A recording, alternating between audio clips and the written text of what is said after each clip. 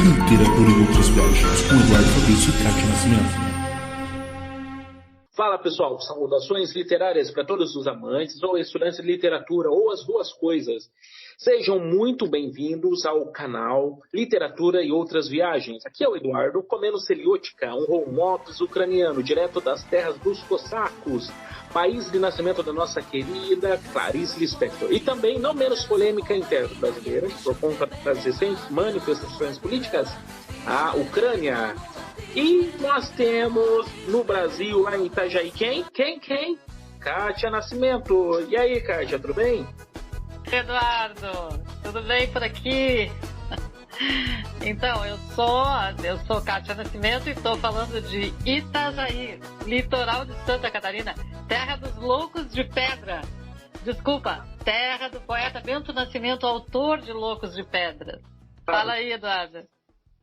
E aí, Kátia? Então, eu quero começar com uma pequena frase. Nosso Rubem Fonseca, que nos deixou no dia 15 de abril, né, desse ano, 2020, o ano da pandemia. Quero só ler. Um dos escritores que nos deixou, né, Eduardo? Bem lembrado, né? O Rubem Fonseca no dia 15 de abril e o Sérgio Santana no dia 10 de maio. Fica o texto dele. Fico na frente da televisão para aumentar o meu ódio. Quando minha cólera está diminuindo e eu perco a vontade de cobrar o que me devem, eu sento na frente da televisão e em pouco tempo meu ódio volta. Rubem Fonseca. Um outro aqui do Sérgio Santana. A gente tem mania de achar que está lançando flechas, quando na verdade são bumerangues. Olha isso, Brasil. Olha isso é maravilhoso, né? A gente, ou seja, tudo que vai e volta, né? Exatamente, aquela coisa de palavras nunca voltam vazias, alguma coisa assim? Tudo que vai e volta, né? A minha mãe costumava dizer que quem cospe pra cima cai na cara, né? Pois é. É mais ou menos isso. Por aí.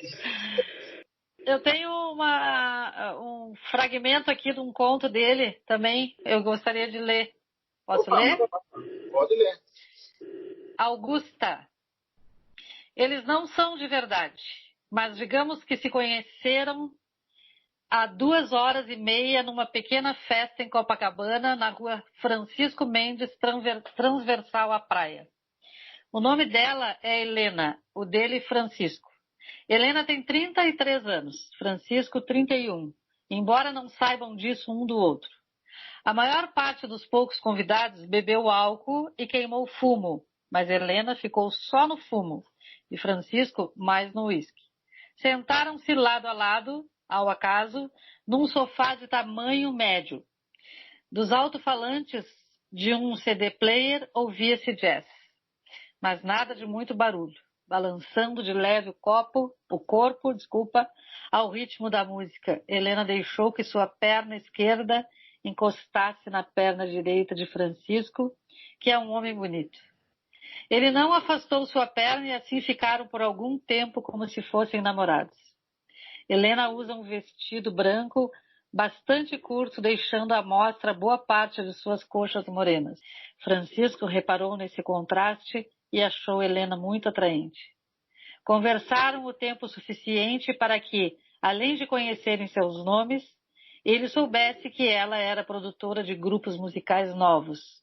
A dona da casa, Lucila, uma jovem advogada, grande amiga de Helena, a orientava gratuitamente nas questões dos contratos desses grupos com gravadoras e dos cachês dos shows. Helena recebia uma porcentagem da remuneração dos artistas. Francisco era professor universitário de História do Brasil e contratara os serviços de Lucila a conselho de um amigo para entrar com uma ação trabalhista contra uma faculdade particular que o demitira sem pagar os seus direitos. Lucila era, portanto, uma advogada bastante eclética. Bem, chega disso. São apenas detalhes chatos para dar maior plausibilidade ao enredo. Lá pelas 11h, Francisco comentou que não poderia demorar. Tinha de acordar cedíssimo para dar uma aula numa nova faculdade num subúrbio. Aos novatos, os piores horários. E eles ainda tinham de levantar a mão para o céu nessa época de desemprego. Você mora onde? Perguntou Helena. No Flamengo. E você? Em Copacabana mesmo, perto daqui. Acho que vou descer com você. Tenho de comparecer a uma gravação amanhã de manhã. Do grupo Fora de Pauta aos grupos iniciantes, os piores horários. Ela riu e ofereceu uma ponta de baseado a Francisco, que dessa vez aceitou. E a Sérgio Santana, um fragmento de Augusta, Contos. Muito bem. Kátia, começar pelo começo, né? Por que podcast? Por que gravar um podcast? Então, Eduardo, tu sabe que a ideia, né, quando eu te convidei lá para a gente trabalhar com um podcast, surgiu porque alguém falou para mim que seria legal eu fazer rádio. Eu tenho um irmão que é radialista. Ele trabalha trabalha em Santo Ângelo, no Rio Grande do Sul, e ele tem programa de rádio. Isso faz muitos anos, né? Mas eu nunca pensei nisso. E eu achei boa a ideia do podcast porque ela é independente, né? Ela é independente, a gente pode fazer isso onde a gente quiser fazer, né? Com quem a gente quer fazer, a gente pode... o rádio me parece mais complexo, né? Mais complexo, depende de mais, sei lá, técnica. Na verdade eu estou falando assim, mas eu desconheço como é que se faz. Me parece que é mais técnico, né? Então, como eu tenho experiência com literatura, e tu também, né, tem experiência em literatura, eu acho que é interessante a gente discutir, conversar a respeito disso de uma maneira mais informal. A gente pode trazer pessoas que também são escritores, que são professores de oficina literária, por exemplo. Eu acho que é bem interessante para quem ouve podcast, né? E tem bastante gente que ouve podcast, pode ouvir em qualquer lugar, né? No carro, quando está trabalhando, está cozinhando, sei lá. Eu acho bem bacana. Eu gostei da ideia, gostei da proposta do podcast. E tu? E tu Enfim, entrou na minha, né, Eduardo? Estamos juntos nessa viagem, né? É interessante pensar, né? Você comentou sobre qualquer lugar, você pode gravar com qualquer um, em qualquer lugar. Você está no Brasil, eu estou aqui na Ucrânia. Sim. Do lado do mundo e a gente está gravando. Né? Isso. Enfim, tem toda essa parte de edição, mas isso daí são os ossos do ofício.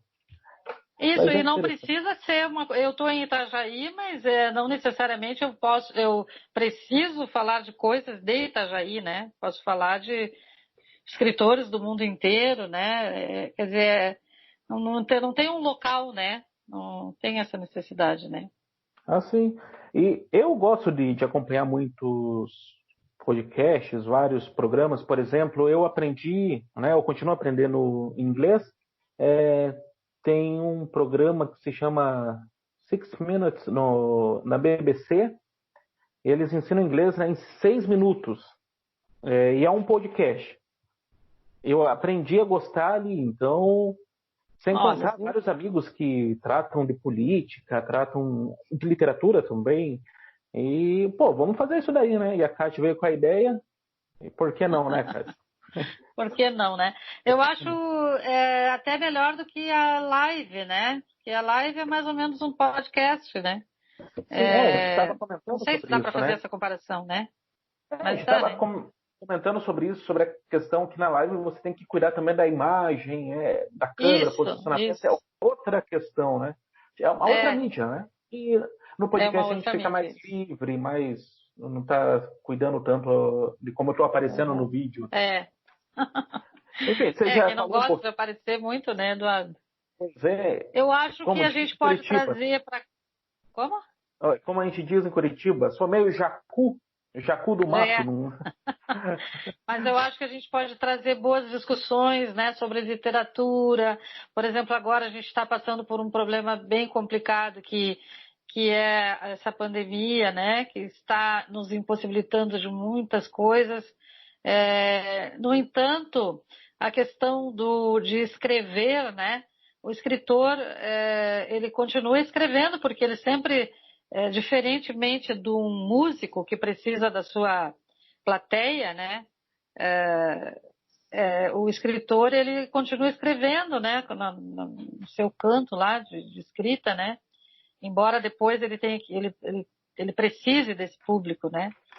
Mas entende a diferença, assim, de ser um ator que precisa de plateia, né? Sim. A nossa plateia, ela é mais, me parece, introspectiva, assim, né? Então, embora nesse tempo de pandemia, né, a gente tem como o problema que a gente está passando ser um objeto de trabalho nosso, né? Entende? Agora mesmo nós vamos publicar um livro, uma coletânea, que vai se chamar um pijama no varal, que são contos que tem como cenário o isolamento social, né? E a gente quer que seja contos que tenham um pouco de comédia, né? Porque a gente tem que tirar uma comédia dessa tragédia toda. Então, isso é resultado do isolamento social mesmo, né? Dessa pandemia, né? Que é bem bacana. Então, a gente não parou. Não paramos de escrever e não paramos de gravar podcast, né? E estudar sobre o assunto, seja no próprio, né? Pensando no próprio, como funciona esse mundo do podcast. Também a gente está estudando sobre contos, né? Que a gente pode falar um pouquinho mais. Mas a gente está estudando contos mais para, inclusive, fazer mais podcast sobre esse assunto em específico, né, Pet? Para falar sobre esse assunto, né? Sim, sim. Eu estou voltada a contos já faz bastante tempo, né? Tu sabe que eu tenho um livro publicado, que é A Vida Mística de Eugênia, que é uma novela, né? Um pequeno romance. Uhum. Mas agora eu estou voltada para contos, já faz bastante tempo. E eu vou publicá-lo pela Traços e Capturas, que depois a gente vai falar sobre a Traços e Capturas, que é do escritor André Soltal, aqui de Itajaí. Ele não é de Itajaí, mas ele mora aqui em Itajaí. E eu vou publicar esse livro pela editora dele, né? Então, quer dizer, estamos bombando, né? Não paramos de jeito nenhum, né? Querem nos parar, mas a gente não para, né, Eduardo? Isso aí. O que tu acha, Eduardo? O que tu acha? O que vai acontecer? Não sei se essa é bem a pergunta que eu quero te fazer, mas do jeito que as coisas estão andando, aqui em Itajaí, nós estamos trabalhando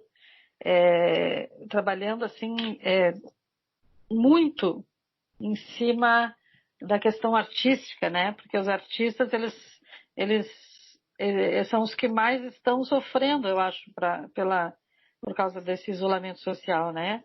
Aqui as pessoas, elas são envolvidas com a cultura, com a arte, assim, demais aqui nessa cidade. E hoje não tem apresentação de teatro, não tem apresentação musical, né? E, então, por exemplo, nós vamos fazer o Festival Literário de Itajaí online por causa da pandemia, né? Vai ser igual? Talvez não, mas olha, existe aí uma solidariedade, assim, magnífica, né? Um troço absurdo de bacana, assim, né? Absurdo de bacana é legal, né? Absurdo e bacana, né? Mas o que tu achas, assim, que o resultado disso, sabe? 2021. O que passa pela tua cabeça a respeito disso? Olha, pensando na situação atual, até passando por questões políticas, né?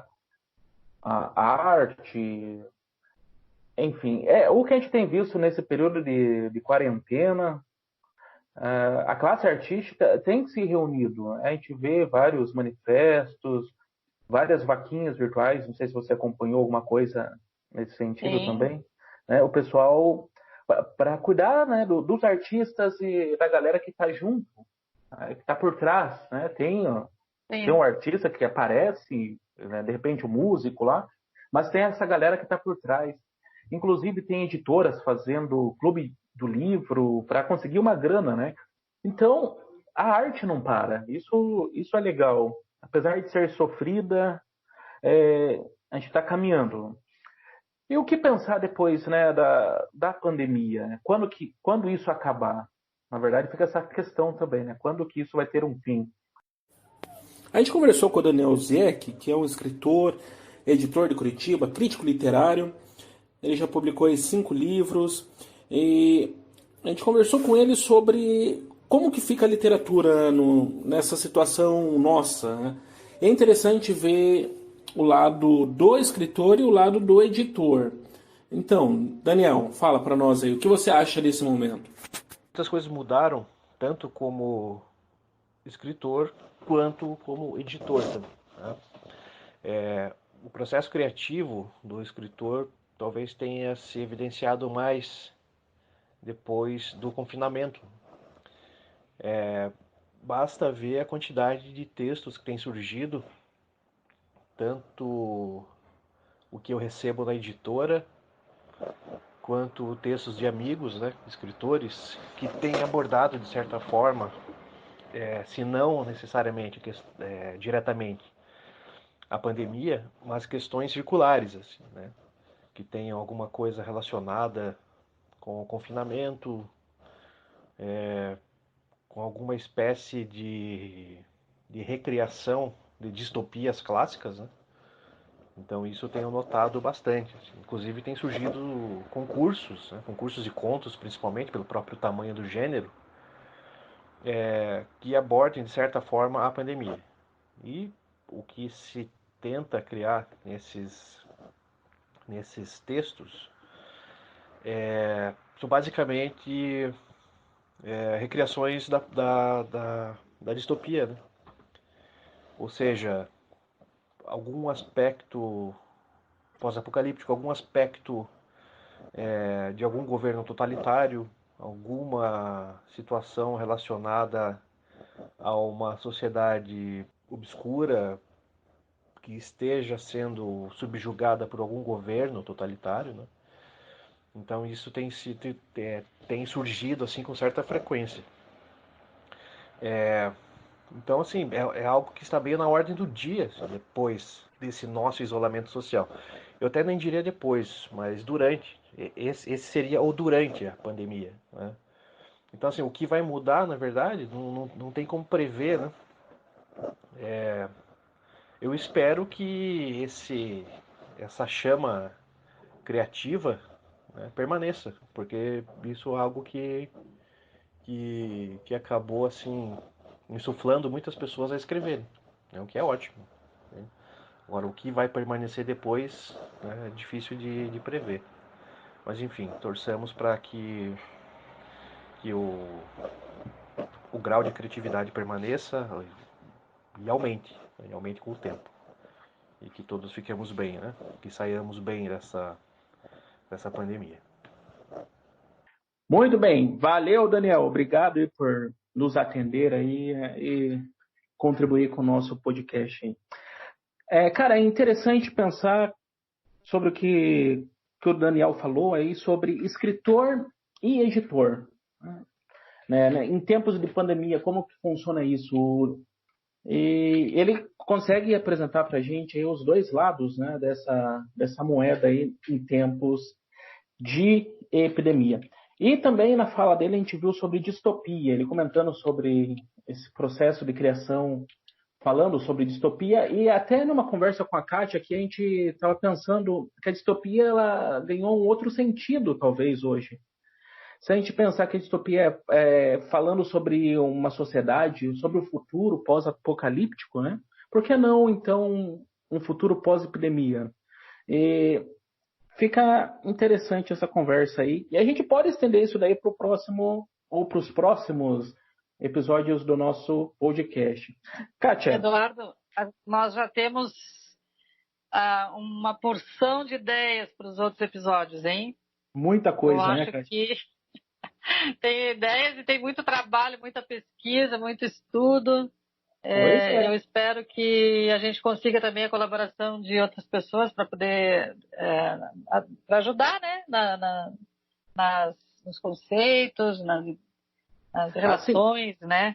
Esse retorno, esse feedback, vamos usar uma palavra gringa aí, esse retorno é necessário até para nos orientar aqui, já que a gente está iniciando agora, A gente está estudando bastante a respeito do podcast também, sobre conteúdo. Sim. Aí as pessoas podem ajudar aí nas nossas páginas no Facebook, no Instagram, no WhatsApp, quem tem o número, a gente pode até fazer de repente, para o programa. Beleza? E a gente conversou com o André Soltal, que é um escritor, editor, escreve crônicas para um jornal de Itajaí. Ele também tem da Traços e Capturas, né, uma parceira nossa. E com o André, a nossa conversa foi a respeito do podcast, né, dessa mídia, nova mídia que tem despertado o interesse de muita gente. Até por isso nós estamos nessa, né, Kátia? Muito bem. André, o que você pensa de um podcast sobre literatura e sobre ouvir literatura? Como é isso? O que eu acho mais bonito nesse movimento de relação com a literatura, pelo ouvido, é que me faz lembrar a história oral, né?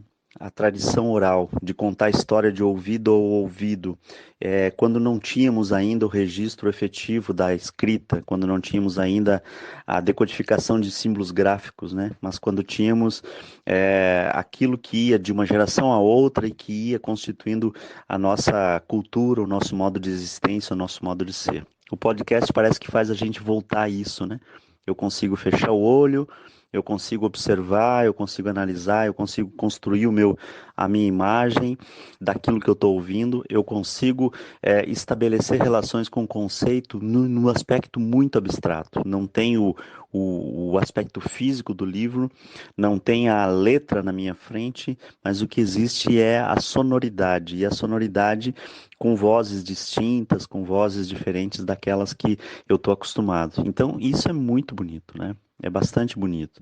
E ele já está aí um longo tempo na nossa vida e provavelmente vai ganhar um tempo maior ainda. Depois de toda essa pandemia que estamos vivendo aí, o planeta se sacode. Nós temos uma série de grandes editoras e grandes livrarias fechando as portas. Nós começamos a ganhar espaço do e-book, o podcast também, outros modos de comunicar.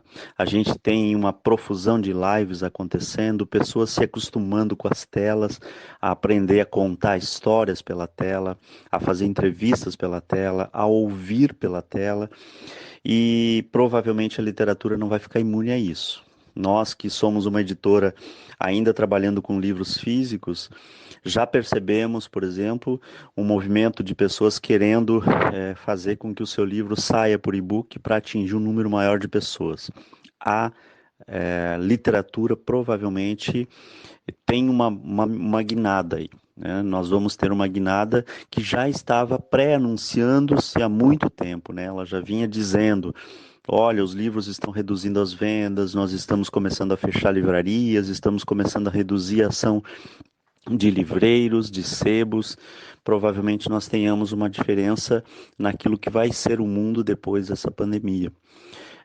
E o podcast me torna feliz ao pensar que eu vou ouvir pessoas, né? Sem falar que o acesso das pessoas à literatura se torna maior com ele, né? Isso também é importante. Então, fica este momento provisório de reflexão. Talvez daqui uns dias muita coisa mude naquilo que eu estou pensando agora, né? Obrigada, André, pela tua participação. A tua fala despertou para muitas outras, talvez muitos outros episódios do nosso podcast, né? Eu achei bem interessante a questão da literatura pelo ouvido, história oral, ouvido a ouvido, né?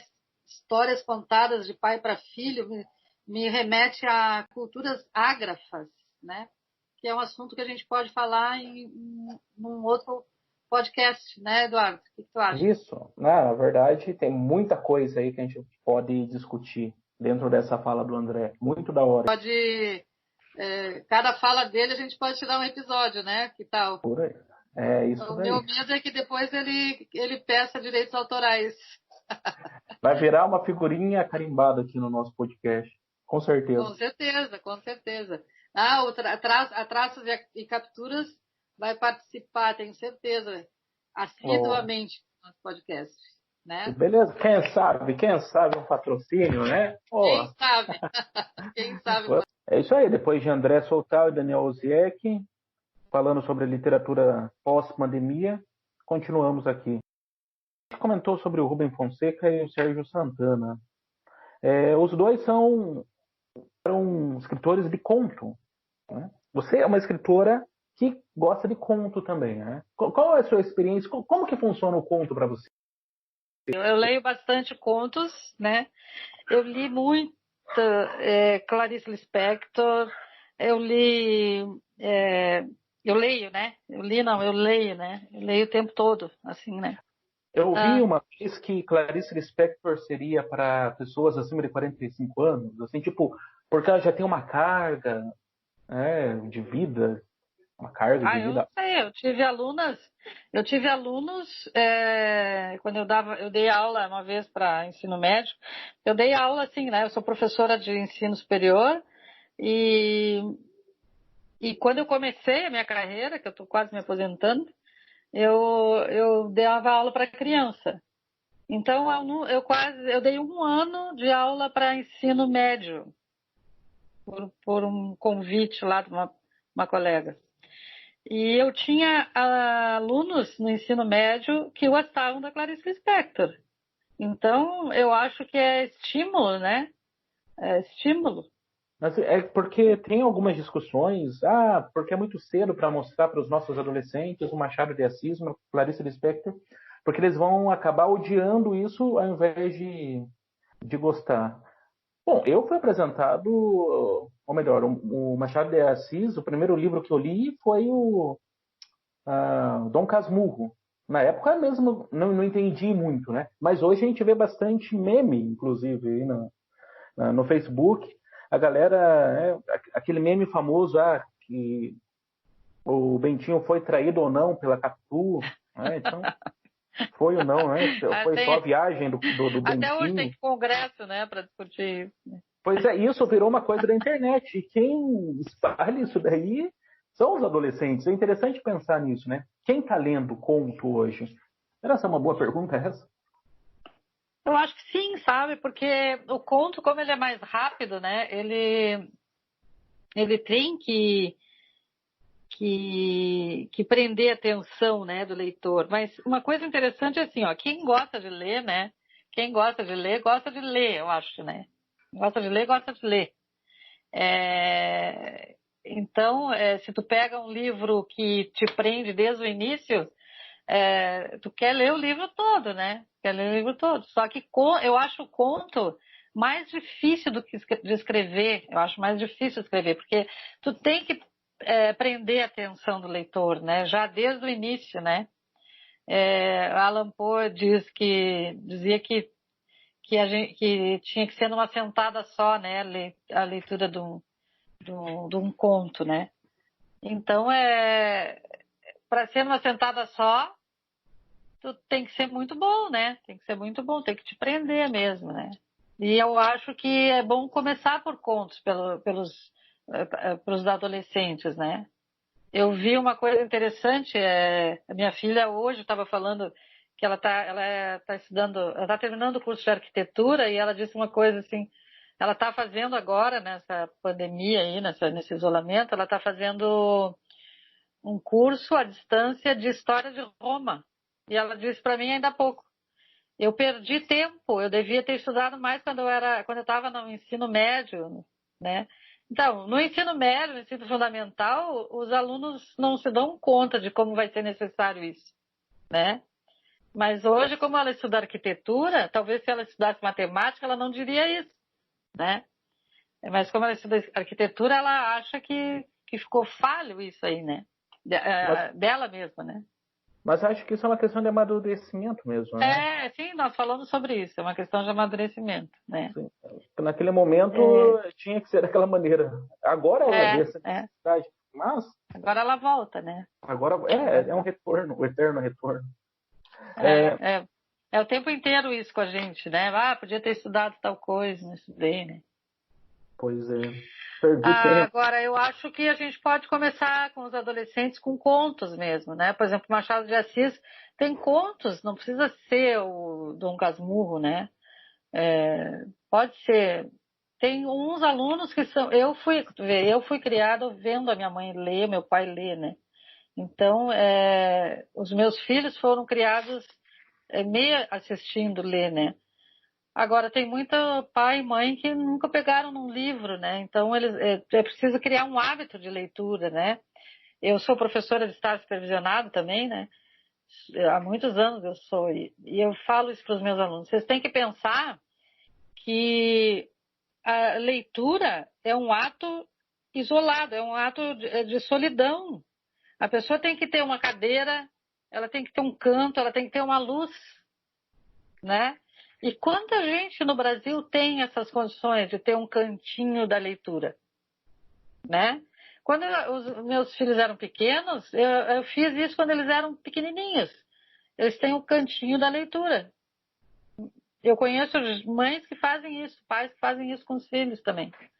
Mas quanta gente não tem? Isso não é uma realidade brasileira, né? Então, de repente, tu quer que um aluno que nunca leu nada vai ler Dom Casmurro? Isso é fora da realidade, né? Então, o professor de literatura deve saber primeiro quanto o seu aluno lê, né?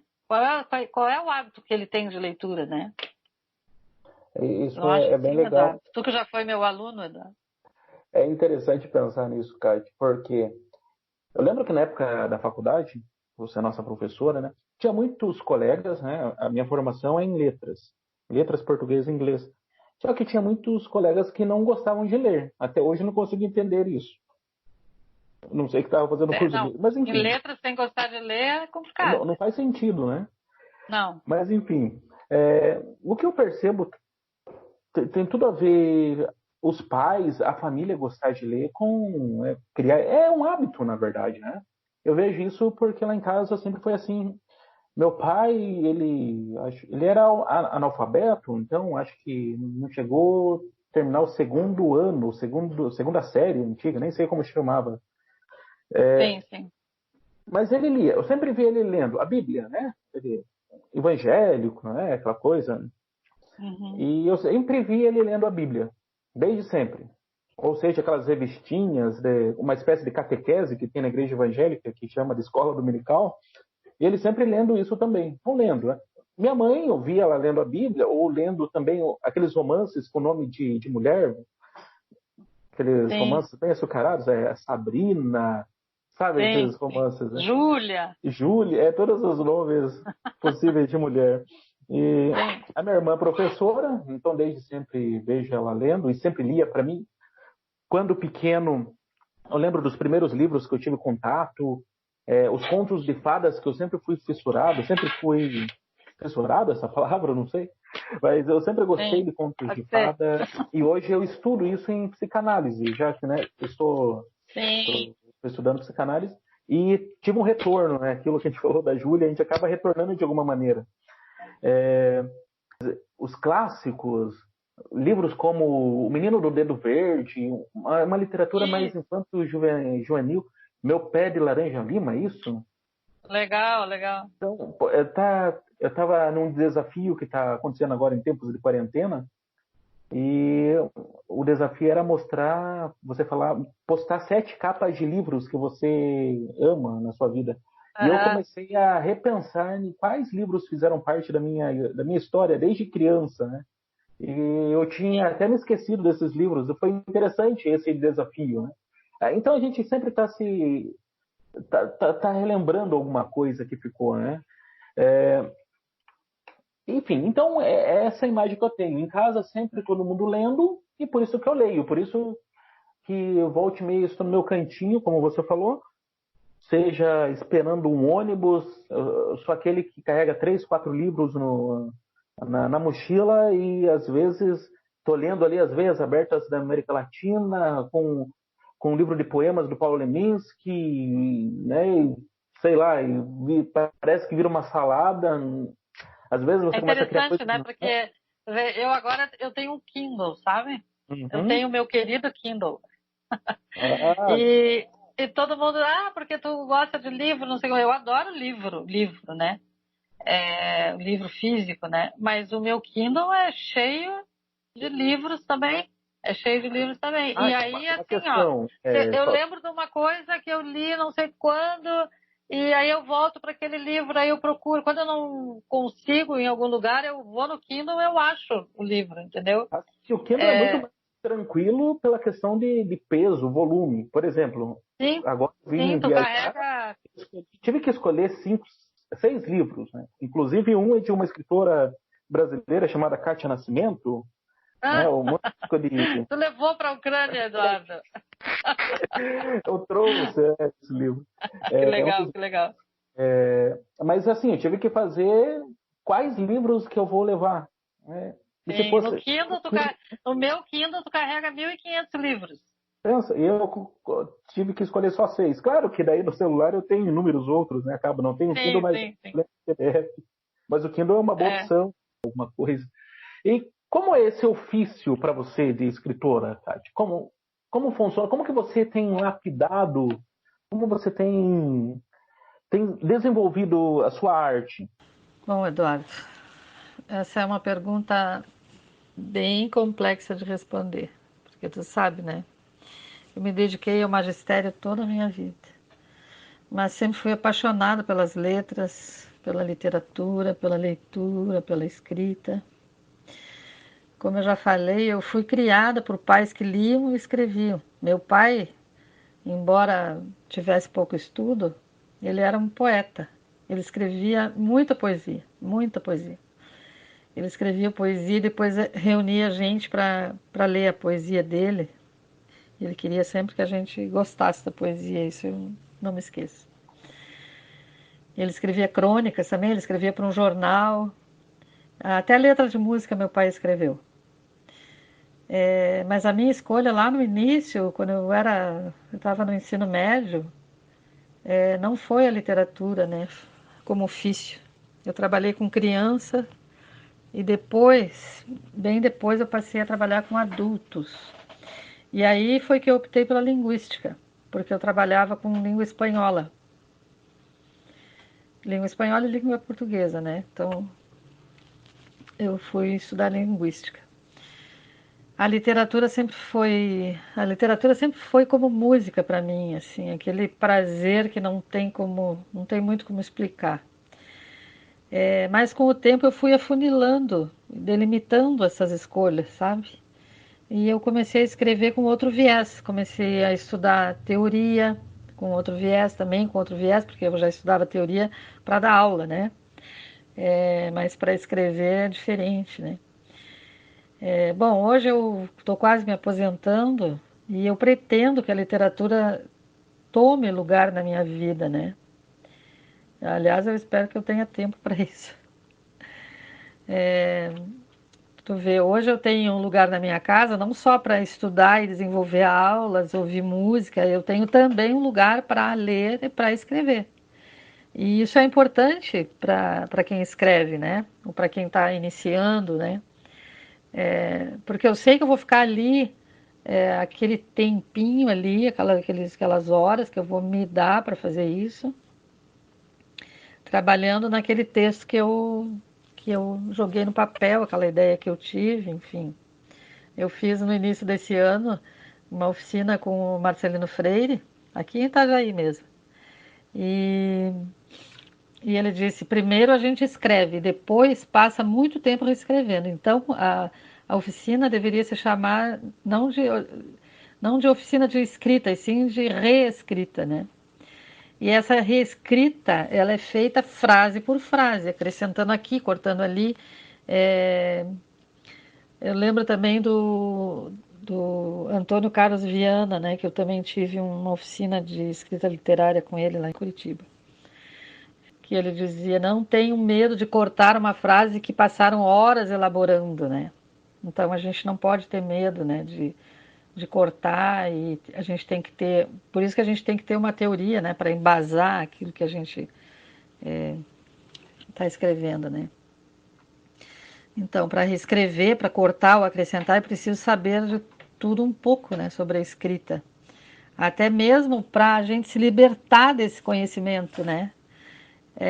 Porque, por exemplo, eu sei que não, que gramaticalmente falando, nós fomos e voltamos, né? Mas eu posso criar um personagem que diz nós fomos e voltemos. E ponto, eu não preciso ter medo de arriscar escrever um personagem que fala, que tem essas variações linguísticas, né? Agora, arte não sei bem. Eu acho que um dia alguém vai dizer isso é arte ou não é, né? Como é que a gente vai saber? O tempo é que vai dizer isso. Entendido. A gente vai fechar agora e já deixa um gancho para o nosso próximo encontro, beleza? Muito obrigado você que ficou até aqui. Espero que você tenha gostado. A gente se vê na próxima semana com mais um episódio. Kátia, como te encontrar aí na blogosfera? Facebook, Kátia Nascimento, Instagram, Kátia RS Nascimento, tem o blog A Vida por Trás da Obra. É isso aí. Beleza. E temos também o Facebook do podcast, né? Sim, Literatura e Outras Viagens. Aí um grupo no Facebook, tá bem facinho de achar aí, tá aberto, tá em modo público. E se você quiser entrar em contato comigo também, Eduardo Fabrício P no Facebook, eu, Eduardo Fabrício, no Instagram. E é isso aí, a gente se vê na próxima semana. Tchau! Literatura e Outras Viagens, com Eduardo Fabrício e Kátia Nascimento.